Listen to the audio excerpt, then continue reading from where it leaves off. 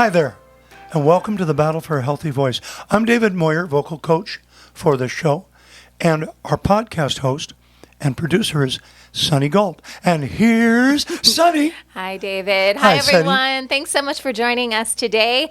We have another great vocal coach reaction video for you. But before we dive into that, I want to let you know that David is doing online voice lessons. So you guys hear us talk about something called Pure Bel Canto. David and I did a course on this, and now he's going to be teaching you guys online. And do you know what I've noticed, Sunny? What? I've noticed that we put online group lessons, and almost no one wants to do group lessons. It's too personal. They want to do one-on-one. So you know what? Okay. I've gotten some students. I have a student who contacted me from New Mexico. I have a student who contacted me from Illinois.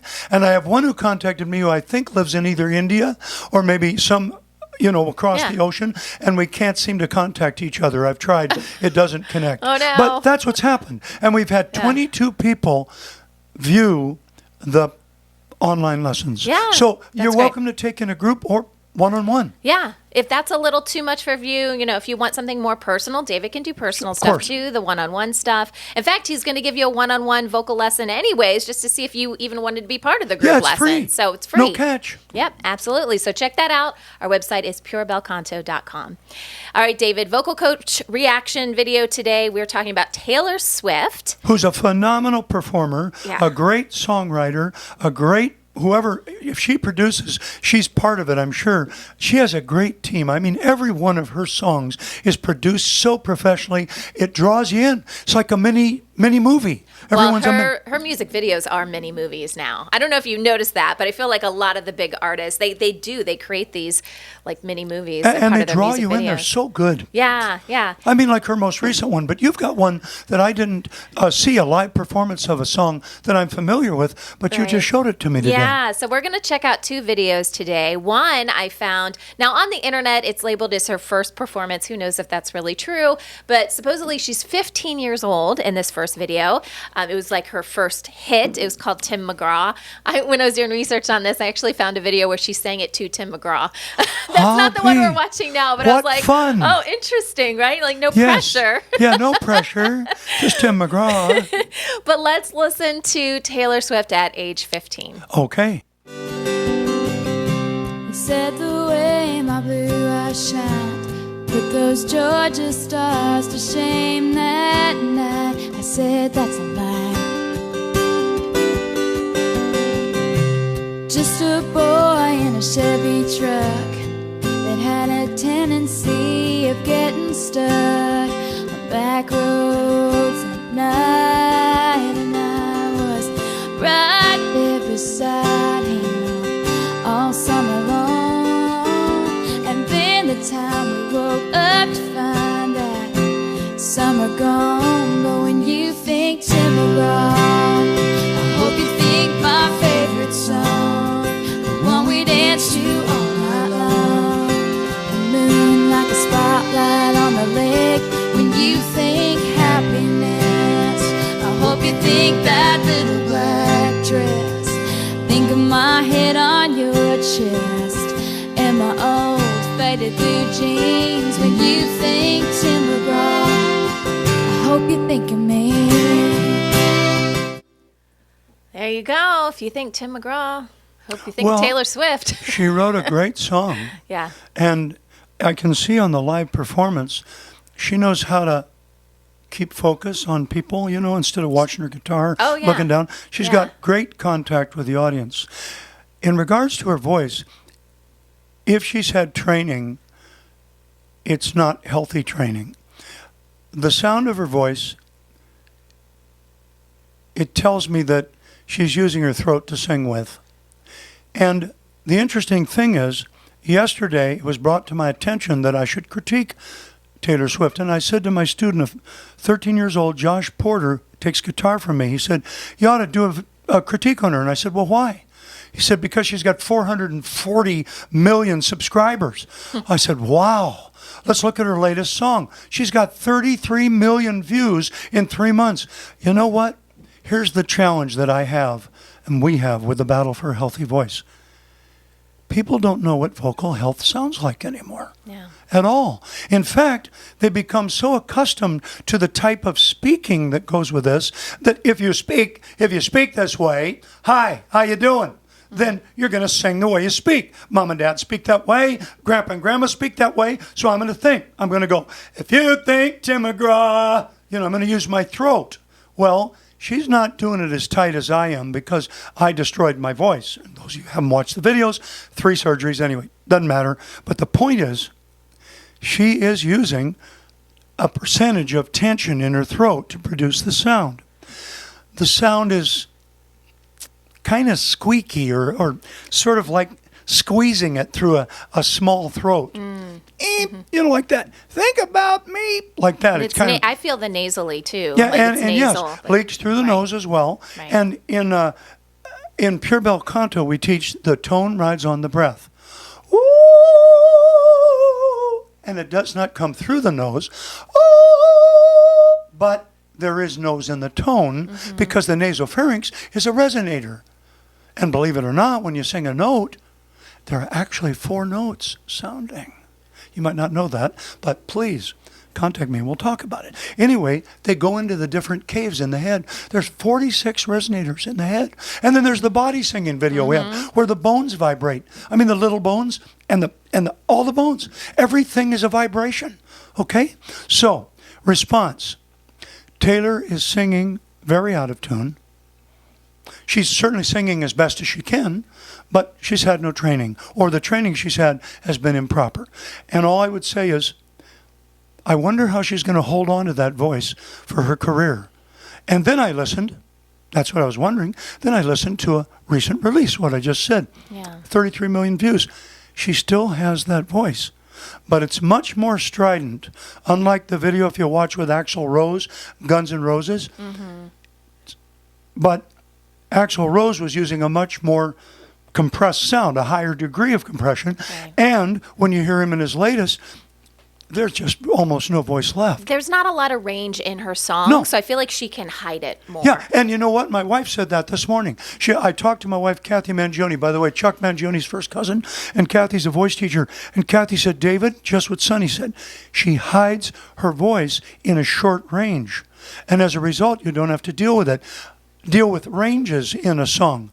But when you learn Pure Bel Canto, it's not a matter of having to deal with it. It's a matter of enjoying to deal with it. You sing low, you sing high, whatever you want to do. And there's no tension involved, and you can use all of that and write your songs based upon that. In fact, I challenge anyone, if you use that kind of sound that she's using, listen to a song called MacArthur Park from the 60s. Richard Harris, one of the singers, and Andy Williams. There's about a 3-octave range in that song. Wow. And there is no way that type of production could do that kind of range. I feel like this kind of style, it's become this idea of, what do they call that? Like it's storytelling. It's that kind of folky. Well, it's storytelling folk sound. It's like anybody can do it. So it's not expected to have the different octaves. It's like anybody can sing. Yeah. Anybody can talk professionally. Anybody the can sing. singer-songwriter feel. Yeah. You And know? she's kept, and if you listen to her latest tunes, like my wife says to me, she says, all her tunes are based upon the teenage mindset.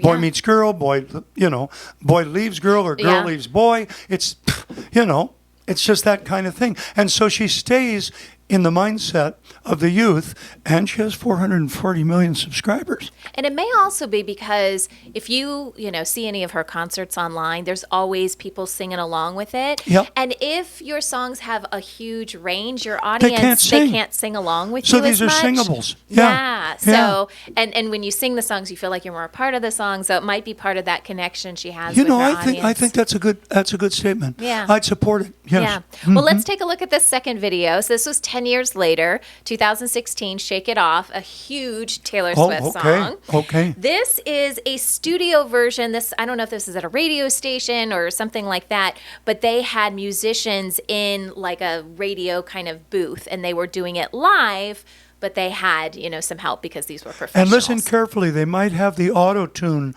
or pitch perfect, they used to call it, on her voice in the studio. You'll know right away because it sounds tiny, tiny bit mechanical. Okay. All right. Let's take a listen. Let's find out.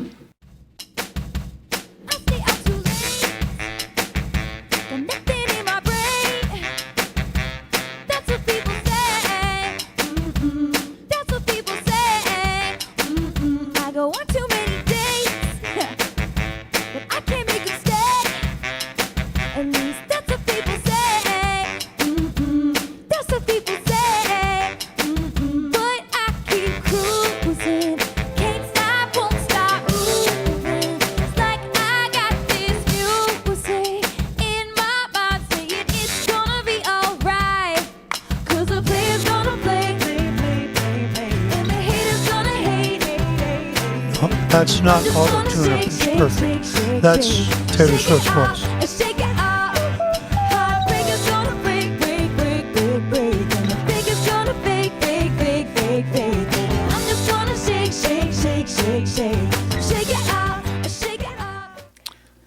Okay, and that's 10 years later? Yeah, about 10 years. She's using the same approach. She might have had a little bit of coaching because I hear an attempt at times to open the throat a bit and relax and let the tension go away. But pretty much that's her signature sound.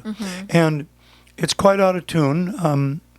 You can understand all her words, so obviously she studied that part of it. So that wasn't auto-tune, that No, it wasn't. performance. You're talking about when she's in the studio, When she's in the studio, recording, they're definitely that auto-tuning would be her. auto-tune. This is Yeah. not auto-tune or pitch perfect. This is just her singing. And she's developed a lot more pitch accuracy for her live sound. I noticed this. That's I good. noticed that. All right. And then I would also suggest if you go back and you look up Taylor Swift, age 12 or 11, sings the national anthem. Because I had a girl a number of years ago, this was when Taylor Swift was right in her beginning, and we listened to her sing that so we could hear what's it sound like when Taylor Swift sang the national anthem, because that's when she kind of first was starting to become known. All I have to say is hang on, Taylor, because that sound you're producing without proper help coaching, you're going to end up like Rod Stewart. You really are. There's just no way out of it. Like Mick Jagger, Rod Yeah. Stewart, All of Kenny them. Rogers, all of them. You can't do it. Lionel Richie from the Commodores, 21 surgeries, folks. Came out, started to sing again. He sang with the same sound. My wife and I said when he came out, he'll be gone. You don't hear about him anymore. Has nothing to do with his age. He could get people to write songs, and if he had the voice. But no. Oh, American Idol. Yeah, he's a coach on Yeah. American Idol now. You can't do that. Yeah. You can't do that. Yeah. And by the way, we should do a critique on the coaches of American Idol. That one might be an I would like interesting to video. do that. And the voice, actually. Maybe there's something to that. You guys write in the comments and let us know if you want us to do that. Yeah, because we've got to help you as a singer and you as a professional speaker keep your voice. Yeah. You should be able to still use it when you're 60 years old or 70 or no. If I had wrecked mine, I could talk in my middle voice, but I can't, except Yeah, there, like that, because I did that kind of sound to make a living, and 3 surgeries later, that's why I'm working so hard to help you. Right. Save your voice. We save voices, one voice at a time. Right. So if you want more information about Pure Bel Cantos, which is what we're talking about now, so you guys can sing, so you can speak clearly, and just preserve your voice. Just like David said, we want you to have a healthy voice for your whole life, not just for like a few years so you can make That's some right. bucks and move And then on in quit. life. Now, here's the thing you ought to do. AmericanMusicAcademy.com is our website for our lessons. Go to that, scroll down, and listen to my wife and I sing a Christmas song when we were in our 40s. That'll give you a better idea of how I used to sound, and she still sounds like that, only better, because she didn't wreck her voice.